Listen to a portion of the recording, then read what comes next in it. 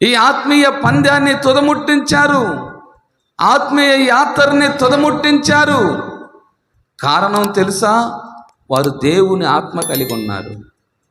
కడవరకు వాళ్ళు కొనసాగారు. కొందరైతే మధ్యలోనే సల్లారిపోయారు, మధ్యలోనే సతికిలబడిపోయారు. కారణం తెలుసా? వారిలో పరిశుద్ధాత్మ లేకపోవటమే. అయ్యా అమ్మా, సంగమా, ఆత్మని పొందుకోనుండు. పరిశుద్ధాత్మ దేవుణ్ణి నీ హృదయములోకి ఆహ్వానించు. ఎప్పుడు నాతో ఉండయ్యా, ఎల్లెప్పుడు నాతో ఉండయ్యా. నేను పరిశుద్ధాత్మ పొందుకొని పరిశుద్ధంగా జీవించాలి.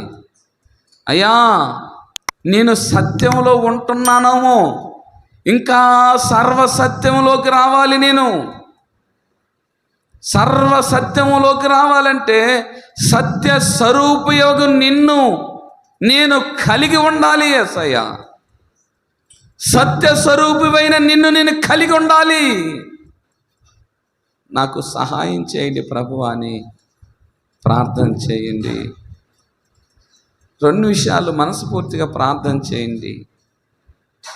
ఆత్మ లేకపోతే నీ జీవితం ఆరిపోతుంటుంది. సోదరా సోదరి, దేవుడన్నా, దేవుడి కార్యాలన్నా, మందిరమన్నా, ప్రార్థనన్నా నీలో ఆసక్తి తగ్గిపోతుంటుంది. కారణం తెలుసా?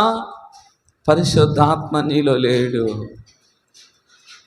నీలో ఉన్నట్టుగైతే ఆయన సర్వసత్యంలోకి నడిపించడానికి నిన్ను ముందుకు నెట్టేవాడు. నీలో లేకపోవటం వల్లనే ఆయన నిన్ను సర్వసత్యంలోకి నడిపించడానికి నువ్వు ఆహ్వానించలేకపోతున్నావు. ప్రార్థన చేయి, ప్రార్థన చేయి. పరిశుద్ధాత్మ దేవా, పరిశుద్ధాత్మ తండ్రి, నన్ను మండించు, ఆత్మలో మండించు. అయ్యా, నీ ఆత్మ కార్యాలు నా నుంచి జరిగించు నాయన. నీకు స్తోత్రాలు. 2 పాళ్ళ ఆత్మతో నన్ను అభిషేకించయ్యా. నీ ఆత్మ నాలో లేకనే ప్రభువా నా ఆత్మ దీపం ఆరిపోతుంది ప్రభువా. ఆత్మీయతలో సహాయం చేయండి అయ్యా, సహాయం చేయండి అయ్యా. మనసారా ప్రార్థన చేయి, మనస్ఫూర్తి ప్రార్థన చేయండి.